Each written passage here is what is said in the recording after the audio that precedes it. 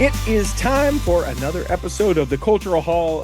He got so jealous. He got so jealous that I did news with someone else that he said, "Listen, do news with me now, or leave me forever." He said in some variation, probably not actually true at all. The News Wizard is back. Is an Articles of News episode. Welcome, Verlin, back in to co-host another Articles of News episode. Ah, thank you, thank you. I'm glad to be here in my mobile recording studio. I love that the backdrops of all of your mobile recording studios are just gorgeous. I can tell the color of that room is great. You get great natural light. We're both rocking a little bit of the morning sun as we record this. It is very apparent to me that you are a BYU fan. People watching the YouTube, and encourage you to go there, click subscribe, smash the subscribe button. Oh, geez. And he's got it on the shirt as well. But you have to remember, my last name starts with a Y, so it's a natural thing to do. I have a problem with your cap, though. This beautiful cap. What is the problem with Well, this let gorgeous me see the cap? back of it first. This a BYU cap. Okay. Okay. So It's a you do snapback. snapback, which is great, especially for people with big heads like me. Because getting a seven and I five resemble eighths, that remark. getting a 7 5/8 hat is difficult, It unless you can know that be. you are 7 5/8, and you can tell people, get me a 7 5/8. And with Christmas coming, if anyone wants to send me a 7 5/8 hat, doesn't matter what it is, I'll wear it. The problem that I have with your cap Hmm. is it's white. You can't wear a white cap. You mow one lawn in that cap. You do any sort Ah, of physical labor. we have not had a conversation about my baseball cap approach. Go That's on, important. go So on. I collect one thing and one thing only, and that's baseball caps. Okay, And I have what I consider game worthy caps and okay, then real life caps. This is a game worthy cap that I okay. wear generally only to games or So on like a game show, so days. like a show cap. Yeah, it's like a show cap. Okay, Now, I'm not afraid to wear any of them. None of them, all of them are wearable. But if I'm doing yard work or the lawn or working out, then I wear a different category of cap to do uh-huh. that. Now, would you still wear a sports fanatic type cap when you're Yes. doing yard Yeah, work? Yeah. the older they get, the older the caps get, then the more they turn into kind of the yard work caps. Okay. But my So my current favorite cap for wearing during yard work is a hat that actually has the Youd family cattle brand on the front of the hat. And it's okay. totally, you can tell I've been sweating in it and working in it. And it's, I kind of like that cap because it's been worked in. Well, so let me ask you this about this. So is the progression or digression of show cap, show cap, show cap, show cap, yard cap, no cap, no cap. Is that how it goes for you? Generally, yes. Okay. I have to. Susan requires I do an inventory every few years and dispose of about a third of the caps, Okay. which And is okay. There's some that have sentimental value that I've kept for literally 30 years. okay. And how many caps? Because you said you stuck finger up in the air and said the only thing of which you collect is these caps. How many are we talking? That is correct. I probably only have 50 or 60 right Oh, now. that's not that many. That's not that many. No, no. I had to do a big inventory when we went through the move Sure. last year. Sure. And then I did another big inventory as I put, or big culling as I put them back in storage. So right now I only have access to about six or seven, Okay. kind of half and half, show cap versus work cap. Uh-huh. And that'll be one of the rewards of getting back in the house sometime in the foreseeable future. And that'll be that I have access to my hat inventory. Sure, sure. Like lots of people are thinking about, I want to get back into that great kitchen. I want to have, start building a home instead of having a house by getting That's right. comfortable. And Verlin can't wait to get back to his caps. That is true. But when you have as little hair and as light of hair as I do, caps Sure. are a very important part of life. Oh no, you have to wear a So, cap. But yeah. you and I couldn't be more diametrically opposed as far as caps go. Is that true? Oh my gosh, yes. So you're a cowboy hat guy, not a cap No, guy? no, Is that what you're no, no, saying? no, no, no, no, no, no, no. I'm a cap guy. I got Yep. my cap. And when I first get it, I'm like, that's a good looking cap. And then I wear it outside and I go, I sweat in that cap. And then that cap will go with me until it is so terrible that I can't handle it anymore. I do one roll through the wash, which ruins a cap for the most part. I get a couple more months out of it, and then I go, yeah, I think it's probably Oh, time to get a new cap. yeah, yeah. Yep. Yeah. So when I say I collect caps, I look for unique opportunities. So I'm not a big golfer. I play golf maybe once or twice a year. Hmm. Usually someone invites me or whatever. But years and years ago, I convinced a staff member at the golf course to give me one of their staff caps. Yeah, you So did. ever since, whenever I go to a new golf course, I try to convince a member of the staff to give me one of their caps. And so I have a number of caps from very nice golf courses that are staff hats, not the standard course hat. Now, I don't want to pry into your life, but how does this go? Hey, we've heard about you, Verlin. Yeah, yeah, yeah, yeah. I would like, what'll it take for me to get that cap from your head? Is it a No, it's monetary usually exchange? it can be, but it's usually just a genuine conversation. I'm a people person like you are, and so Mhm. I talk to people on the course, and so I'll talk to the guy in the pro shop, and I'll talk to the guy on the ranger on the range, and just say, hey, that's a really good looking cap. Any chance I could get a staff cap somehow? I'm happy to pay for it. And generally, I'll say at least 50% of the time, they're like, oh no, cool, I'll grab you one. In fact, you can have mine, and I'll get a new one Hmm. Hmm. kind of thing. They're usually very, very generous. Hmm. Okay. So he's a Yeah. swag cap guy. Now, Yeah. to me, part of me, and I know everyone, hey, we're going to talk about LDS church stuff and articles of news for sure. But to me, wearing another person's cap, like I love my dad dearly, and he's got a great True. cap, and he's a one cap guy. True. That's where I get it from. I think I don't know that I would ever don the cap of he who created me because it like Well, that's I'm not going to sleep in his bed. I'm not going to wear his cap, and I'm not going to share garments with my father. Those are three that's a things. really good point. Yeah, Those are really good things not to do. yeah. But Yeah. you don't have a problem with it. Staff cap, let's go. If they hand me a staff cap, I'll take it. Yeah. Okay. Okay. Generally, they go get me another one. Okay. They'll go find one. Yeah. I Yeah. It's wanted to kind of a share. fun thing to do. I wanted to share this message. I got this just earlier this Hmm. morning, as a matter of fact. This from someone anonymous, but wanted to share the Oh, comment just the same. It says sounds intriguing now. the cultural hall remains a lifeline to the church. The last year and a half have been brutal, and I found no satisfactory path for my spiritual and emotional well-being than to distance myself from the church. But the cultural hall remains and helps me keep in touch with all the positive of my church experience through the 40 years of my life. So thank you for all that you and everyone does. Merry Christmas from this anonymous person. So Oh, thank you. there Thank is at you. least there is at least one person who appreciates what the cultural hall does. So I wanted to share And that. I'm sorry you've had a brutal last year and a half. I Yeah. understand many people have, but hopefully yours is getting better this year. And we appreciate you letting us know that. That's awesome. We talked in the past about how 2025 is the year to do the thing.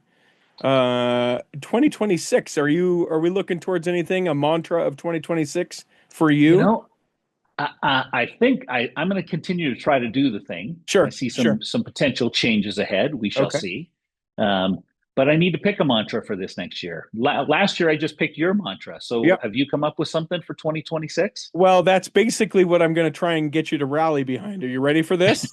Okay. Okay. Let's So, hear. and I'm open to maybe another way that we could phrase this. But So I I can't influence the actual thing, but what it's called. yeah, yeah, yeah, Got it. because maybe Okay. there's a Got it. snappier way to say it, right? Uh, Oh. but I'm thinking about no regrets 26. Now, immediately Ooh. people are going to go, "Oh, so you're living your life without regret." I don't regret anything. I wouldn't be the person who I am today if I had regrets. So they're If you all life don't have a experiences, regret, you're not a human being. I'm right? sorry. We But all have regrets. but this is what I'm talking about. So here's an illustration of it. Then we'll take a break and we'll come back and do actual articles of news. Unless you've got something else that we need to address.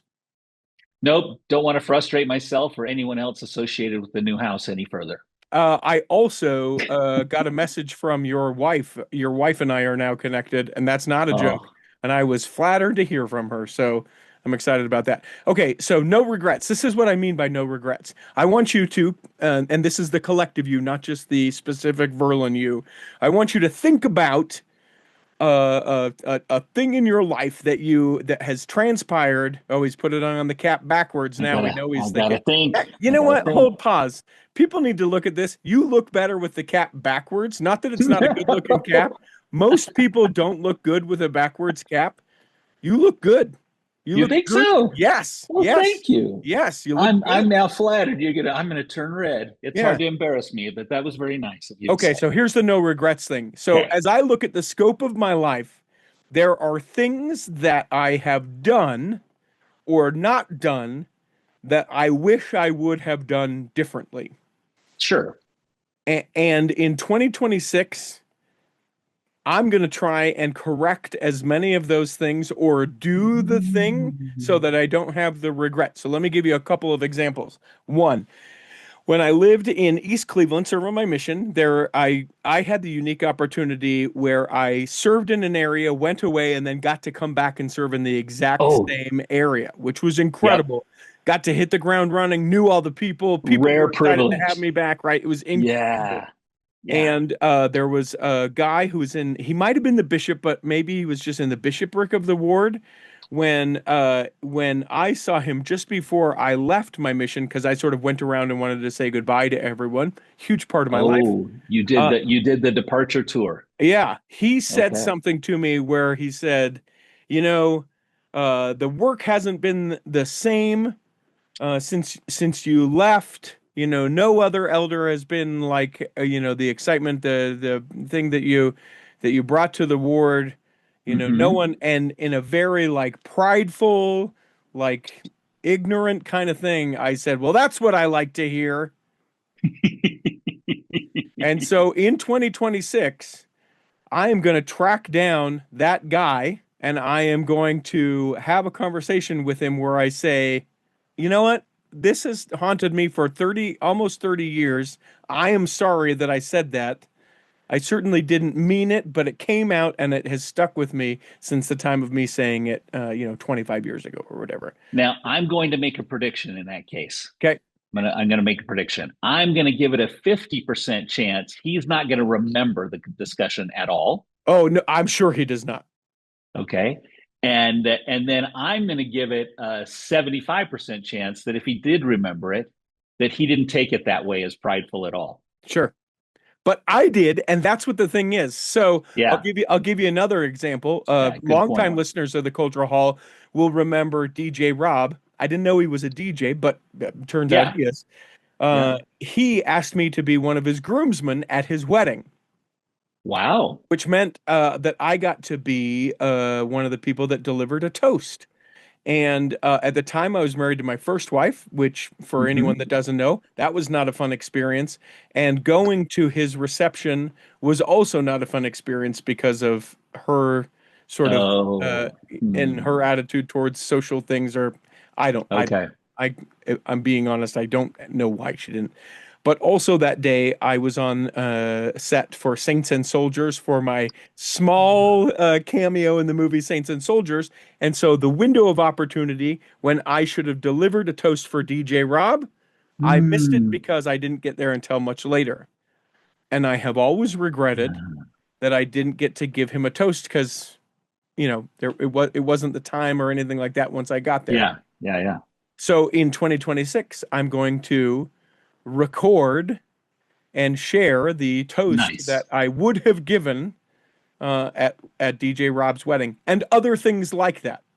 And you're going to include that on an episode of the Culture Hall, I'm Oh, I assuming. don't know. Maybe I You will. need to. It's a Cer- must. Have to. Certainly, what I'll do is I'll share my experience as living now with no regrets. And there, so I'll Yeah. give you one last one, and this is kind of an interesting thing. But these are the things. So if you have a better I name, love it. I love contact at it. No, theculturalhall.com. the no regrets 26 is awesome. I love it. And I love building an inventory of things. This is almost like the television show. What was the name of the TV show where the guy had done lots of bad things and it was a sitcom. Uh, Quantum Leap. Was oh it Quantum Leap? no, it wasn't Quantum Leap. It was a funny show Not where Quantum Leap. Was it not Quantum no. Leap? Anyways, he had a list and he went back to everybody and apologized or tried to make it right. And it Huh. always turned into a fiasco when he did it, but it was funny. Oh, my name is Earl. Yes, my name is Yes. Earl. Yeah, Yeah, yeah, yeah. that's it. Yeah, it took Yeah. me a second. So the final one, when I went to college after my mission, I didn't have, well, first of all, when I went to college, my first year, I didn't know anyone there. And then when I returned back from my mission, I didn't know anyone there and I didn't have the chance to like get an apartment and blah, blah, blah. So I didn't know where I was going to Mm. live. So I got down there and I was like, and someone was like, oh, my grandma has a house 20 miles out of town. You Oh could live man. in the basement, this kind of thing. She wouldn't charge you very much. And I probably stayed in that room for maybe 3 weeks, but it was so far away from the school and Yeah. super lonely. And, Yeah. it wasn't really No, my house. no It wasn't reason an to be apartment. there. Yeah, no reason to be there. And I never paid rent for that Oh, okay. time that I was there. I don't think that the people still live in that house, but the agreed upon rent was $100 a month. And so at Hmm. some point when I'm down that way, I'm going to take, because I don't know the address, I'm going to take $100 bill, write that story in an envelope, stick it in the mailbox, and then I don't have to continue to think about the time I lived for free and didn't pay rent when I went to college. So no I love it. regrets, 26. That's fantastic. Yeah. That's fantastic. That's a great idea, and I've done little bits of that throughout my life, and people have done little bits of that to me. Actually, I think that's a great thing to do. So I will share those, and if Love it. someone's got a better name, please and thank you on that. Yeah. Let's take a break. We come back. We've got a Smooch Mary Kill. We got to talk about our live show coming up, and then we've got articles of news. We'll come back and do that in the second half of articles of news. This Christmas, give a gift that celebrates what matters most. At Latter Day 3D Studio, you'll find beautifully crafted temple snowflakes. These one-of-a-kind ornaments capture the beauty of sacred temples in every intricate design. Pair them with our other Christ-centered decor to bring warmth and meaning to your home. Each piece is 3D printed with care and inspired by faith. As a special to Cultural Hall listeners, get an extra 10% off when you use the promo code Cultural Hall at checkout. Discover the perfect Christmas gift, where faith meets craftsmanship. Go to latterday3dstudio.com. Let me take just a moment to tell you all about bestdjinutah.com. That is the website where you can learn all about me. Oh, sure, you probably feel like you know me, but you know me in the Cultural Hall sense. I have a DJ company, now 6 of us strong, great event hosts, MCs, and DJs that can be able to make whatever event you have coming up absolutely spectacular, and hope you will reach out to us. Now you're thinking, well, wait a minute, Richie, I don't live in Utah. Would you travel? Absolutely, I would travel. Would they travel? Absolutely, they would travel. Whatever your event is, doesn't have to be a wedding or a community event. We can do all sorts of things. I can teach you line dancing. I can dance with you. We can do partner dancing. We can do all kinds of things, but we can't do any of it if you don't hit me up. You can go to bestdjinutah.com. You can fill out the form to get more information or get a quote, and then I will get right back to you. Find out why I'm so busy and why sometimes we don't get episodes of the Cultural Hall. It's all because of bestdjinutah.com. Here in the second half of Articles of News, we do, that's right, actual articles of news. Hit it, Peter. You can't lose articles of news. And away we go. A quick reminder that contact@theculturalhall.com is the email address if you would like to join Verlin and I and others January 5th at the Taylorsville Leatherby's. That is an ice cream shop in the Salt Lake Valley. Your $20 ticket will get you one menu item, and then you're able to live and love and laugh with the Cultural Hall there in the banquet room. We'll start probably recording about 6:30-ish, technically the evening, 6 to 9. Would love it if you would come. My parents will be there. Ooh, That is nice. that is my father and my stepmother. There may be a rare appearance by the Hargroder. That is my wife. She may, in fact, be there for the 1,000th episode celebration. So come out and support and be there. And already one special guest has committed to being there. Will participate in our Smooch Mary Kill portion of the evening. Nice. So that's I the don't know biggest who hint. that is, so No. you have teased me. I am excited. I'm going to be coming in hot because due to personal schedule, I have to fly in and arrive that afternoon early. Well, good. So Good.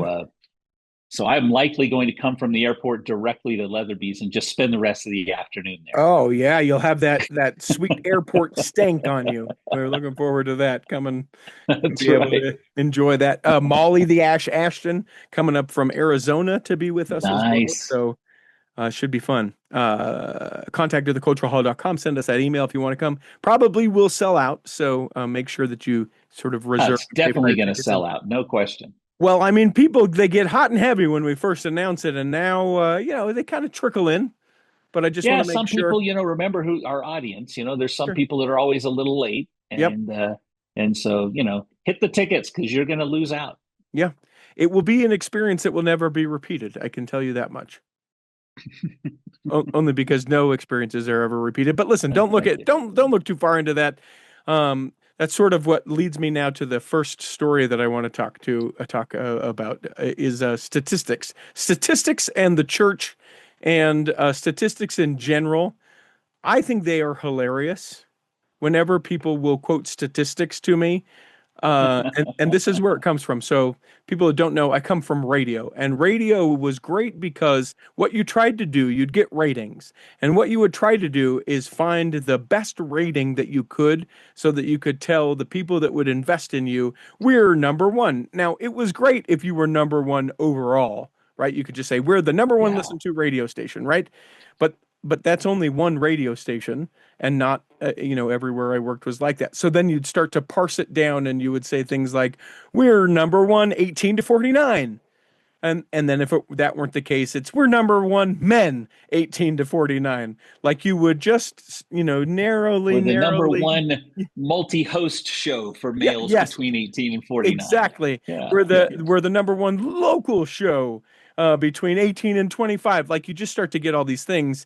And there has been a large topic that the church has both addressed and not so much addressed about the Church of Jesus Christ of Latter-day Saints losing its 18 to 40-year-old people in the United States. The church has addressed it to say, no, the church is growing.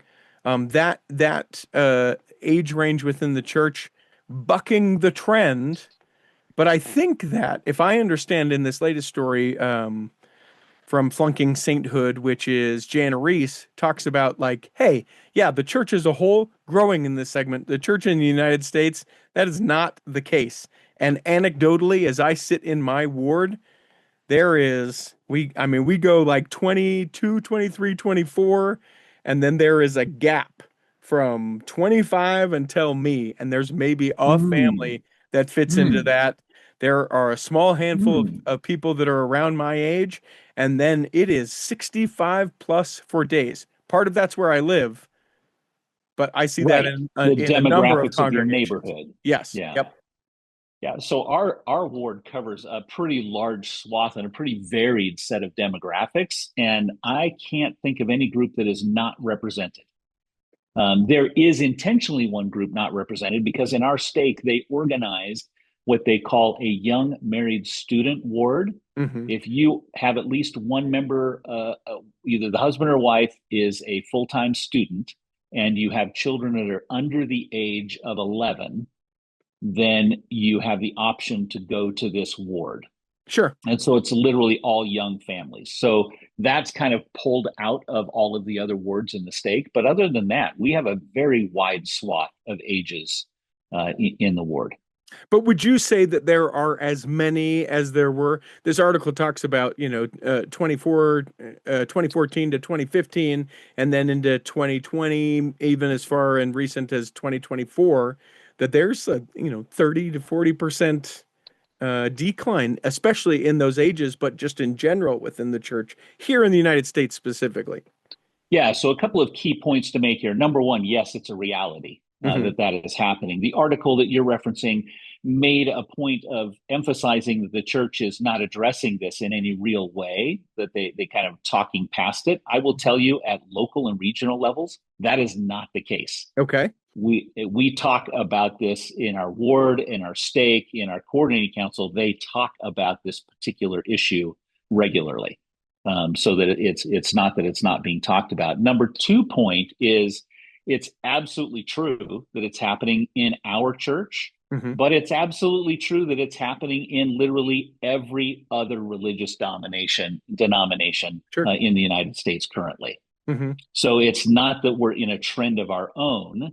We're in a trend that we're not used to seeing because, in large measure, we were an exception to the rule over the last 30 years. Mhm. And now we're getting closer to the rule of what's happening in white evangelical churches or Black Protestant churches, or the Catholic Church actually has a much deeper fall off than even we have, um, based on other studies. But what I worry about, and what again, to start this whole conversation talking about statistics, is that Hmm. I know that the church never wants to be like, hey, we're losing folks, right? I can understand kind of the messaging behind that. Like, and when I say Yeah, the the global church, messaging I yeah, get. yeah, Yeah, the global writ messaging of, large. hey, we're, Yeah. there's a downturn as far as this goes. But, but, Mm-hmm. but without saying it out loud, I think that there's a certain body within the church. Again, you're involved in local leadership, so you hear the discussions about that. I am not, so I don't hear the discussions about that. There is a certain thing that if you are just observing sort of the mainline trend of what we're talking about, that you'd think, oh, that's just something that the agitators have created. That doesn't apply to the Church of Jesus Christ of Latter-day Saints. If you follow the large church narrative of Mm. this age, nope, we're bucking the trend. We are growing within this, and we are, but it is due to Africa. The saints that are joining us in Africa are largely 18 to 25 and saying, yes, you bet, we love your education. We love your Christian faith. We love the support of families. Let's get on board and do that. And I just don't think we do ourselves any great service to go, things are good. Things are good, guys. Things, Oh yeah, of course. The numbers are reality. It's a reality that we're losing a significant number of people at all age levels, honestly, but mhm. even more so at those kind of young adult age levels. Um, and the church does put out statistics that confuse things. So we put out a statistic earlier this year that talked about how many people are enrolled in institutes and seminary, Mhm. right? That's an all-time high. Or we put out the number of we have more missionaries than ever before. Sure. Um, and so those numbers all look positive, but they kind of obscure the number that we are losing members of the church at all age levels. And I would say it starts now with teenagers, uh, kids that are 14, 15 years old, Mhm. and young adults, as we've talked about, and even older adults are having some of the same issues. And we've talked about many of those issues that the church needs to do a better job with. Yeah, and to me, some of it, and I hope that with President Oaks, or maybe as we just kind of come around the other side of this, as everything sort of ebbs and flows, like I'd love a green and gold banquet to come back to the church. I'd love a regional basketball tournament. I'd love Yeah, an annual stake musical. yes, a road show. Absolutely. Yeah, let's bring back, for as much as we are home centered, church supported, let's have a community this, that, and the other thing where, you can count on the Mormons that they're going to do this, and we rally and get to know people. Because fact of the matter is, if I don't think that I matter to anyone in the building and I don't feel Hmm. like going, I am far less likely to go and be in Yeah. proximity with other people.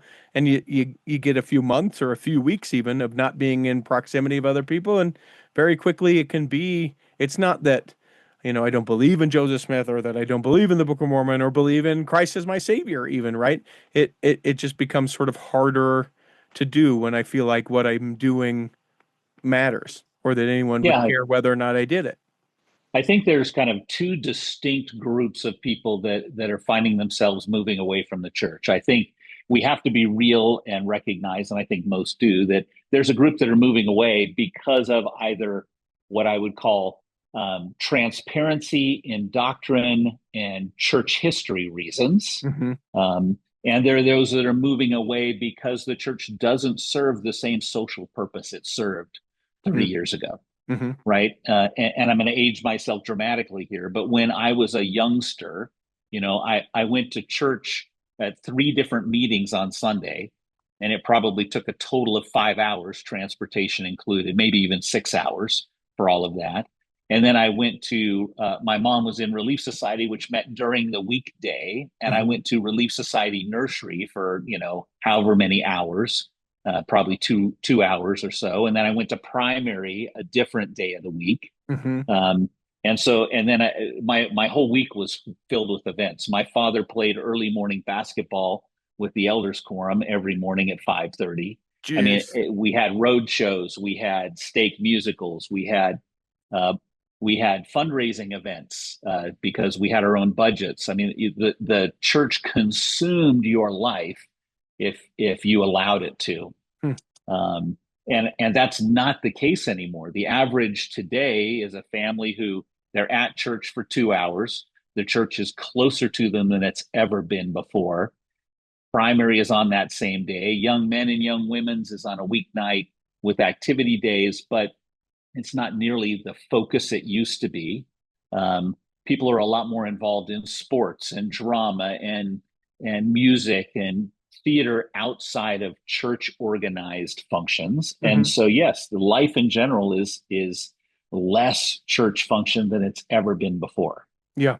And so I think both of those things can be addressed in different ways. But I think to your point, the socialization and the camaraderie of doing those things together and frankly, pulling in your community beyond church membership Yes. could help both sides Yeah. of that Yeah. equation. Well, so that's that news article. That was good. We did one article of news, everyone. Thanks for listening. Kidding. Kidding. Where did you want to go as far as news stories Let go? me pick up. What was the next one I was interested in? I thought this was really interesting. There was just breaking news yesterday Mm-hmm. that the women's volleyball coach at BYU has resigned her position. Okay. Now, when I say the women's volleyball coach, the women's coach at BYU, and now I'm going to forget her name, but I will find it quickly. She is Heather was the Olmstead is quickest. her name. Heather Olmstead, her brother coaches the men's team, and she got to 100 wins faster than any other women's volleyball coach has ever gotten to 100 wins. She got to 200 wins faster than any other women's volleyball coach by all measures, except for winning national championships. She has been phenomenally successful. And yet, after 11 seasons at BYU, Heather resigned.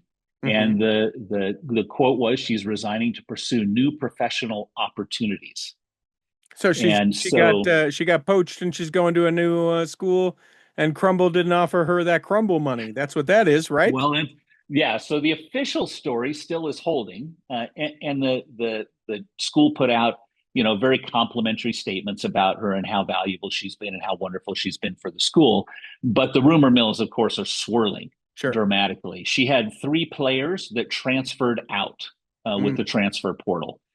And so they're saying maybe there was pressure there. There have been some NIL issues with BYU volleyball. They're saying maybe there was some pressure there. To your point, she's very well connected. She actually went and coached the national under-21 team last year and did a wonderful job. There are plenty of institutions that would love to have her and likely pay her more than BYU would pay her. And of course, then there's the other rumors that are strictly rumors, and I'm not supporting these, but there are other requirements to be a full-time employee at BYU. Oh. And so people are starting to wonder, was there any issue there? Oh, interesting. I hate that, by the way. Me too. I do too, but it's a reality that's out there. And so I think maybe that's something that BYU can learn, is to be a little more upfront and open and declare, kind of really what's going on, rather than use this classic euphemisms we all use in employment. Mm-hmm. He's leaving to spend more time with family, or she's leaving to pursue other opportunities. Let's be specific. Yeah. So that'll hopefully we hear something more. That'll undoubtedly come out as that new employment opportunity occurs. Yes. And I wish her the very best. She's been phenomenal for the school and for the program. I'm surprised you haven't been just chomping at the bit to talk about those wusses over at Notre Dame. They won't meet us in the Pop-Tart Bowl. Don't get me riled up. Not only will they not, they've spent the last decade avoiding meeting us in Provo, which they promised to do. Yeah, well, they even turned down meeting us in neutral locations several times. Yep. And now, because they want to stick it to ESPN, they think they've pulled out of their invite to the Pop-Tarts Bowl to play BYU. And there's a lot of reasoning behind it, and they're claiming a lot of financial reasoning. I am still choosing to believe they did not want to play BYU and have BYU thrash them, and them not be able to claim then that they deserve to be in the college football playoff. That's a fair point. A lot of people So, contending on the schedule with Notre Dame. When I saw the tickets, I actually looked into tickets for the Pop-Tarts Bowl. me too. There was a quick moment that my dad and I thought about going and doing a little quick in and quick out because it's down in Orlando. It's the end Yeah. of this month, nice and warm. You hit a day at Disney 27th World. of 27th of December. Yep. But tickets far more reasonably priced than I thought. I was surprised too. I thought there'd be a little bit more. My challenge is lots of family things going on around it and the house being built. But if you would have said you and your dad were going, I would have jumped in and become a third wheel on that with no problem. Yeah.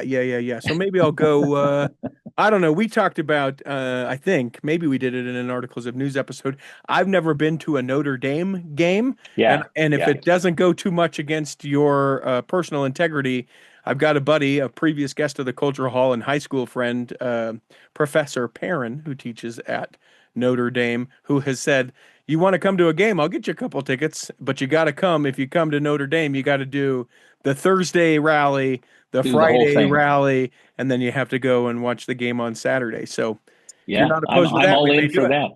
Happy to do it. I have a brother-in-law who's a Notre Dame grad and a Notre Dame fan, and not brother-in-law. I guess he is a brother-in-law. It's my wife's sister's husband. Yeah, his brother-in-law. So brother-in-law, and he's as avid for Notre Dame as I am for BYU. So I'm sure he would be glad to meet me there too.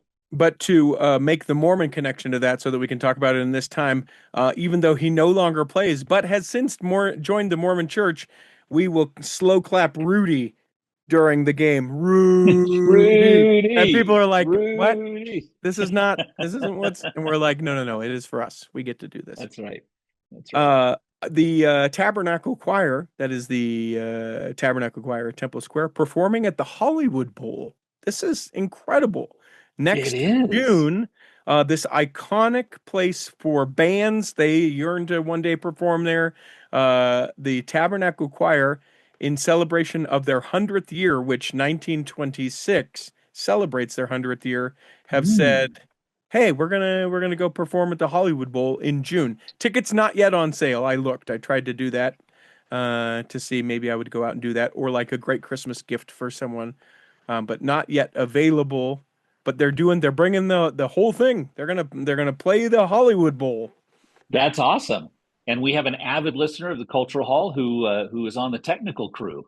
Yes. Who I'm sure is excited to go make that trip and do that. And it turns out he also served his mission there locally. Yeah. Elder Blodgett. Right. Yep. I just, to me, so the older that I get, here we go. The older that I get, like sort of these iconic like things in life are more attractive to me, right? I've been to a World Series game. I don't know that I'd go to a World Series game again. Super fun, loved it, followed that team. It was great, so incredible. But I don't know that I'd do Super Bowl again. Or I'm sorry, World Series again. Would I do Super Bowl? Maybe. But is the Tabernacle Choir You mean you would go on the Bowl? Sabbath to a football game? Are you saying yes, that? I would. Yes, okay. I would. Okay. And after every touchdown, I'd say, Amen. But to have these sort of experiences, like, do I absolutely love the Tabernacle Choir? Kinda. I do, but I'm not like, I don't have all their albums. They're not, in my Spotify regularly or anything like that. But I think I do music in the spoken word, right? Every time I come to Utah, Sure. I love them that much. But yeah, you're right. But an iconic Hollywood Bowl appearance, that would be pretty awesome. Now, what would be really cool if like the night before is like a death metal band, and then the next night is like Snoop Dogg, right? And that would be awesome. Yeah, we're cleaning up vomit from the night before, and passing out twice baked potatoes and funeral potatoes at the, I don't know. That's right. Like lean and then into... they're stocking the cannabis for the next night. Yes. Yeah. So tickets again not available for that yet. Can find the link in the show notes if people want to learn more about that concert performance. June of 2026 is when that's happening. What cool. other stories did you want to hit, my friend? Let's see. I'm gonna do one a little more lighthearted, but Okay. very important. As we've been told in the past, we don't hit the most important things. The Quorum of the 12 Apostles released their official quorum photo. Have Hmm. you looked at the quorum photo? I have. Okay. Any observations you would make in looking at the quorum photo? Well, now I need to look at it again, because that you're obviously alluding to something that I maybe I am, and it's missed. something relatively silly, but it's true nonetheless. Let me see here.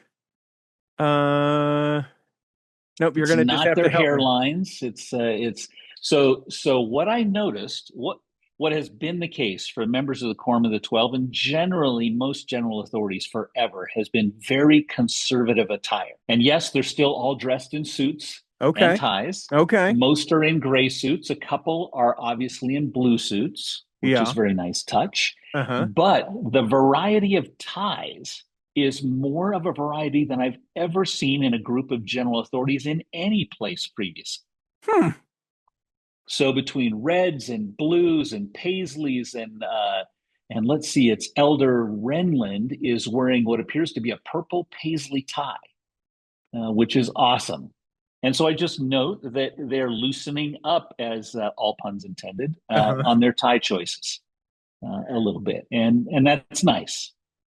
I appreciate Uh, that. yeah, hmm.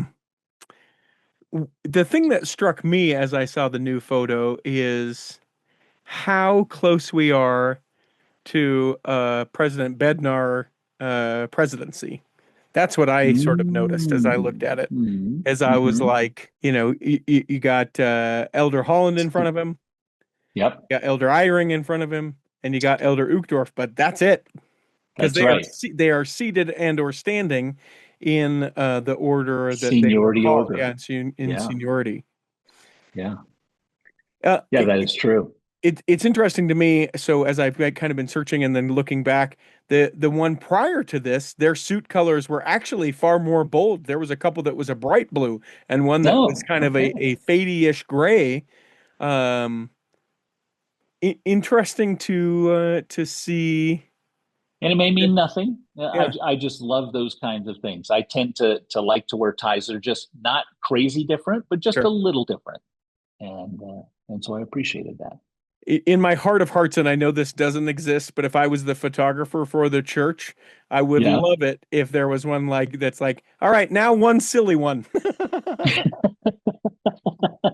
Yeah, everyone jump. Yeah. Well, everyone at the same We might get a time. broken bone if that Yeah. happens. So you got to No, be but careful. just like one. All right, everyone make a funny face. Like my heart of hearts would just hope Oh, somewhere exists. You wouldn't that know. be so heartwarming, Oh though? my I gosh. mean, just show the humanity and the reality of these Yes. brethren who, in my experience, all of them have great senses of humor. Yes. Yep. You just have to spend a little bit of time with them. Yeah. Yeah. And without question, and I don't know why this is striking so hard in my mind, the Elder Holland would be the thumbs in the ears and like That's the moose right. horn kind of thing. Like that would be him. That's right. I just would love That would be that sort great. of silly That would be humanizing great. picture of that. So, That yeah, would be fantastic. new picture out. Is it a big deal? No, it's not. It's cool to see though.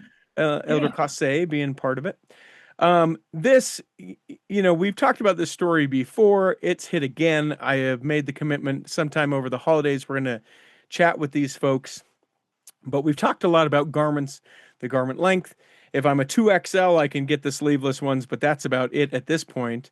But there is a company called Celestial Recycling that is Yes. addressing the textile waste issue that comes about, especially as so many of us discard our old garments and get the new ones and new designs and new fits and new fabrics. And it is a way for you to responsibly discard of your old garments. So that may be a future episode. They were featured in another article online that the news fetchers kind of gathered, and I got to know a little bit more of their story. So Yeah. I think it's a cool idea. My mother was always a great recycler of garments. She would back in the day cut out the symbols, sure, burn the symbols sure, is what as you was were required. instructed. Yep. And then she would cut them up, and they got used for cleaning rags. I mean, I Yes. washed a lot of cars with garments. Yes. Um, Yeah.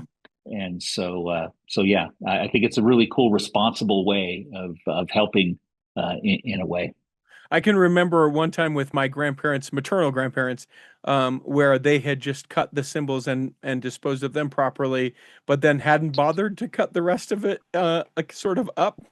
And so Those I little remember, holes. yes, I just remember being like, "What is? Oh, that's okay. Am I all right to just clean the window with this? Is this okay? Is this an all right practice?" So, Yeah, that's funny. I mean, Yeah, I well, just and I have a story about garments on my mission. We were lucky. We lived in an economy back in the time where we actually had cooks and maids, mhm, and the woman who did our laundry in one of our apartments, she would iron everything. She would iron our garments if we didn't tell her not to iron the garments. Well, we mhm. hired a new maid, and she came in and she was trying to be the perfect maid. She wanted to prove herself, and we came home one afternoon and she said, "Elders, I took care of all those errors that were in your undergarments." And we said, "What do you mean by errors in the undergarments?" She had picked out all of the symbols because Oh, she thought that those were defects of yeah, some kind, stitching defects. Oh my stitching God. defects. So we wore symbolless garments for a little while. Well, and now they're just screen printed. So That's right. That's yeah, right.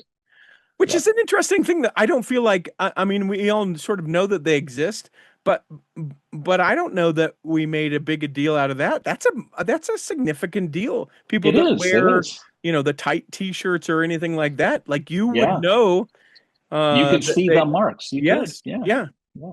For So it sure. makes sense, I guess, that we would kind of keep those a little bit Yeah. more sacred by not having them be stitched thing. Plus, I think there was some wearing issues depending on, I know for like women that would wear the brassiere over, and I love Right. using the word brassiere, over their garments and stuff like that, that there would be some irritation issues because of the markings, etc. But, Oh, but, it's good to hear but you what? use the actual formal name of a piece of lingerie. Yeah, a Yeah. brassiere,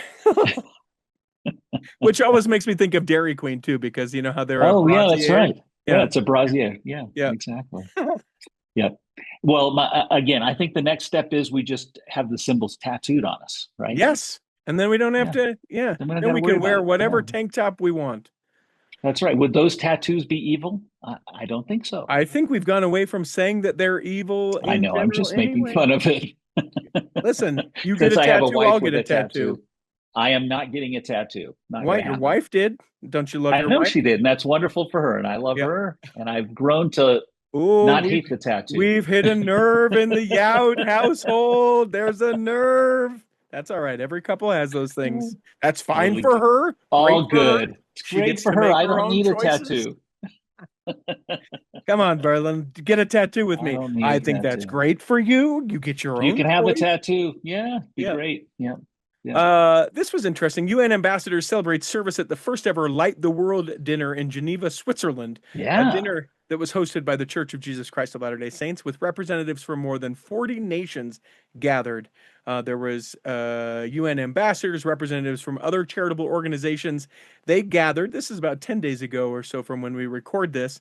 Mm. Celebrated the Christmas spirit. It happened in Geneva, Switzerland, a city that has long been designated as the European headquarters of the United Nations and the Human Rights Council. And for me and for my money, just sort of said to the world, hey, you know what? This isn't just a Utah church or an American church. This was a step towards we are a global organization and doing this in a global recognized place like Geneva, Switzerland, saying, hey, we're players everywhere, not just America. Yeah. I thought that was great. And I thought it was really interesting that they had performances by people from various countries. They had a performance from people from Samoa, people from Africa, again, kind of sharing their Christian and local culture as it relates to Christmas. Mm-hmm. Mm-hmm. Democratic Republic of the Congo, Indonesia, Hungary, Dominican Republic. Um, just cool performers talking about where the giving machines would benefit and how they could benefit the now various countries, not just Hmm. states that those are holed up in, and what we do. I just think that's cool. That'd be a fun Yeah. thing to be able to be a part of. And a short story related to that: the first giving machine ever was placed in Rome recently. Mm-hmm. And that was a big occasion for local dignitaries as well. Local and national government figures showed up. Church leaders showed up in terms of the Area 70 and local church leaderships. And then there was diplomatic presence there as well as they launched the giving machine in Rome. You know what's interesting about the giving machine in Rome that is different than any of the giving machines anywhere else? You know how they are all essentially like vending machines, so it's like B9 and all these things. Uh, Yeah. Yet there is only the letter A and then the number associated with the different item that you're going to do at the Rome giving machine. So, And why is that? well, so like hey, I give a goat, eh? Hey, I gave a I knew goat. it was coming. I knew it was coming. Hey, Hey, a goat. hey, Hey, I gave a meal to give a a family. chicken. Hey, yeah. Hey, Okay, very nice. thank you for walking I into thought that. I thought that would be what happens in Canada, eh? Sure. Yeah, yeah, Yeah. also in Canada, it's a little But different. in Canada, it's the number and then the A comes last. Exactly. That's how that setup Okay, would have been. got Yep. it. Yep. Hey, 15. Hey, 15, eh? the children. Okay, got Hey, it. Got it. I hate myself for that. I just want everyone to know that is where self-loathing will come in Just so later. you know, I knew it was coming, but I was putting him on my dramatic straight man persona is I what I was doing appreciate there. that. You played the Yeah. straight man there very, very well. Uh, this I thought was kind of interesting. I think this was from The Economist.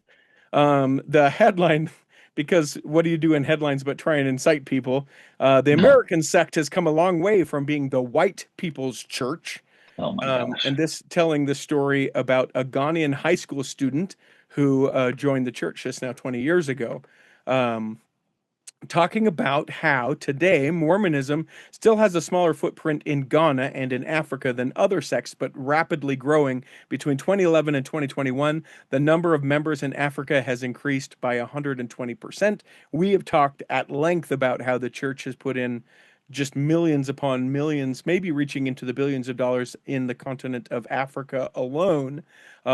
Growth in the church, especially in that younger age range, coming and spurred by African saints coming into the fold. And I Mm. just think it is fascinating to see that that is being recognized on a global scale. And as this article points out, one of the things, and I don't begrudge it this of us at all, is it is the education, it is the BYU pathway that is largely driving saints to join the church on the continent of Africa. People that are seeing this as an affordable way, a tangible way, an accessible way that they can gain education, improve their life.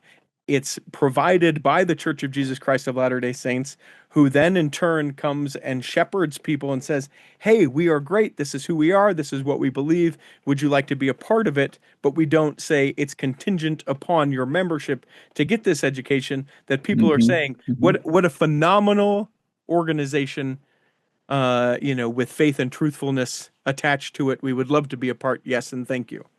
Yeah, what a wonderful thing. We need to find a better way of making that same message and same service more broadly available here in the US. I know it is Agreed. available, but we don't do a great job of publicizing that nationally and putting some more force behind that. Is that because as Americans we're sort of we're sort of critical? Like the first thing that we would find is we find about BYU pathway and we're like, great, what a great thing, I can get this education. And then we Google, oh, it's from the Church of Jesus Christ of Latter-day Saints. Well, undoubtedly they're going to try and indoctrinate me. No thank you. Whereas other people are just grateful to have the opportunity. Are we American?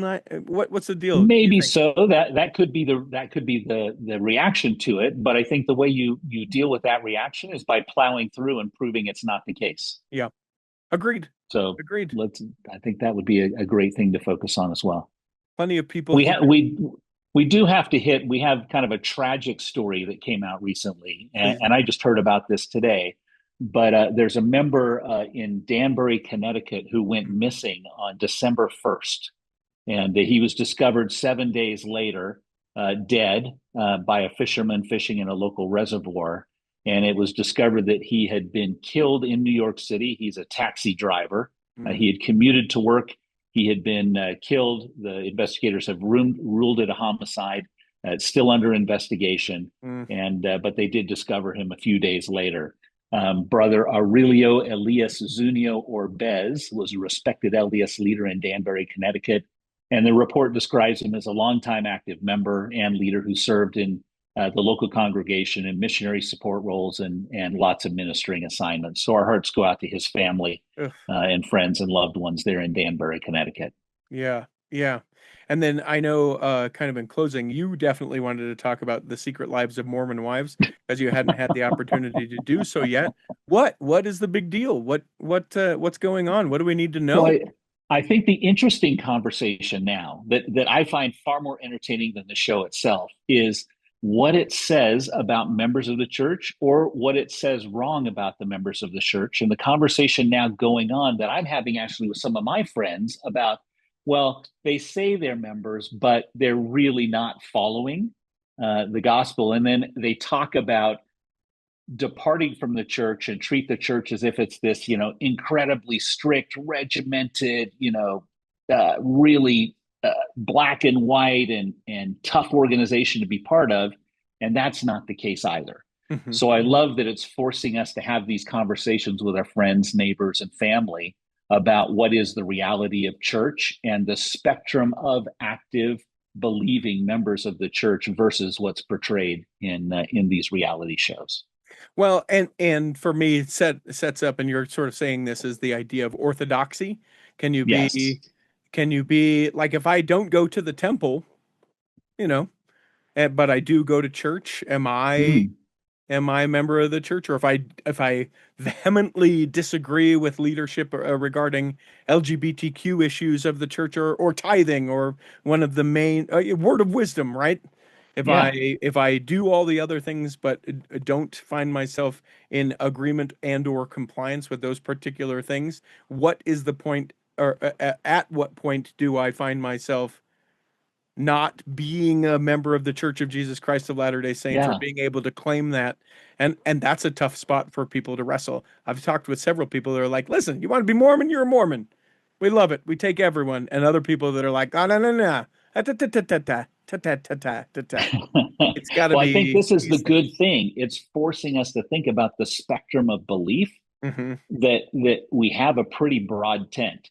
And to be very honest, 100 years ago, the tent was very broad also. And I think in some ways, we were a lot more open to the broad tent 100 years ago. I have my wife's grandmother, for instance, was baptized a member of the church when she was 8 years old. I'm not sure she ever went to church after that. However, her visiting teachers and home teachers, yes, they were called that when she was alive, they came and visited her every month and she welcomed them in. Yeah.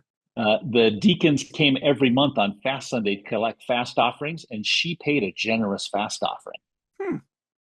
She, in large measure, obeyed the word of wisdom, and was just a wonderful, serving, loving individual in her neighborhood. And if you asked her, what church do you belong to? She would say, I'm a Mormon. She believed she was a member of the church. And so, I think that's one end of the spectrum. And then you have, my grandmother, who was kind of like the Perennial Relief Society president, one of the first sister missionaries in the church, who did everything in a super orthodox way. And I think both were wonderful members of the church. Sure. And we need to think about things in that way and realize that you may not agree with certain things or may not do certain things or may not practice certain things, and you can still be a wonderful member of the Church of Jesus Christ of Latter-day Saints. Additionally, your grandmother's so disappointed in you. So disappointed in you. What? Sorry, Mary. Yeah. No, she's going to be one of the first people I meet when I go to heaven. Super proud that you found Susan, because that way you can at least be able to see her again by riding the coattails of your sweet wife. But she's we won't talk about that doctrine and how I think about that at this point. We can do that another time. Yeah. How often Mary would have gathered you, Verlin, but yet you would not. Yet you would not. Yeah, but her husband Tom was very patient with me. Oh. he was very patient. Yeah. That'll do it for us. That's Articles of News. We hope that this episode has nourished and strengthened your body. Hold on. Not yet, my friend. Oh, we got a Smooch, Mary, Kill. We brought got it a up. I'm smooch, Mary sorry. kill. We did. I forgot. And now I've lost it again, but I will remember it. So smooch, Mary kill. This one is all about what would you smooch, Mary kill in terms of sacrament meeting times. Okay. But there's a little bit of a twist. There's a right answer here. There's a twist. So one option is 9 a.m. Okay. But you have an organist that plays everything as slow as possible. Ooh, okay. Okay. The next one is 10:30 a.m. Okay. But you have to go to church for 3 hours instead of 2. Ooh, okay. And the next one is noon. Okay. But one of the light bulbs in the chapel constantly flashes. We've got that right now. We have that. And it's my kryptonite. The minute that happens, I have to leave the chapel. I started out. with the bishop, and then I ended up texting the stake president. I'll be interested. You can fill out the request yourself on an app. No, I did not know. Yeah, FIR. Look up FIR, the app for FIR, and it's a repair request. Yeah. Okay. All right. So so 9 o'clock slow organist, 10:30 3 hours instead of 2, and noon but with a flashing light bulb. Okay, so I think I killed the flashing light bulb. I don't think I could handle it. If I could sit in the foyer, I'll take noon. I think I would marry the 10:30 and be there for 3 hours. That's the perfect time. And assuming that I could make that 3 hour, sometimes the third hour could be a linger longer that we just incorporate into our service. I like how you're kind pushing the rules. Yeah. I think I would marry that, which means I would smooch. Okay. I could handle the occasional little makeout session with the 9 a.m. slow playing organist, but I couldn't do that for the rest of my life. That's my smooch, Mary. Okay. Not good for you. Mine's just slightly different. I have to kill the 9 a.m. slow organist. Oh, okay. I hate flashing light bulbs, but a slow organist, oh my gosh. I can't stand it. But you marry the 3 hours, it sounds like. But I would marry the 3 hours. I love your rules there. Linger longer. Yeah, let's do that. And then I would smooch the flashing light bulb and walk into the foyer if I needed to. I mean, that relationship is electric, so. That's right. Yeah. Exactly. Boo. Why did he have to make that comment? Okay, here we go. We hope that this episode has nourished and strengthened your body. And if you weren't healthy enough to listen this week, you'll be healthy enough to listen next week. And that when the time comes, you'll be able to travel home in safety. You can do it. In the meantime, go Tar Heels. You next. Okay, I'll take Chocolate Cake Bites podcast. And Alpine Lakes Travel. Okay, I'll take the Tiger with a U. And Latter Day 3D Studio. And we forgot Debbie Wanless. And Debbie Wanless Cake Bite and Chocolate Cake Bites podcast. Yeah, but those are two separate ones. Because of the way I say it. The way you say it. Oh, it's Debbie Wanless. And also the Chocolate Cake Bites podcast. I thought Debbie had the podcast. But no, different. No. Well, thank you, Debbie. And thank you, Chocolate Cake Bites. In the meantime, we'll be saving a seat for you. On the back row of the Cultural Hall. Save me a seat, it's sure to be neat. On the back row, we really gotta go on the Cultural Hall show.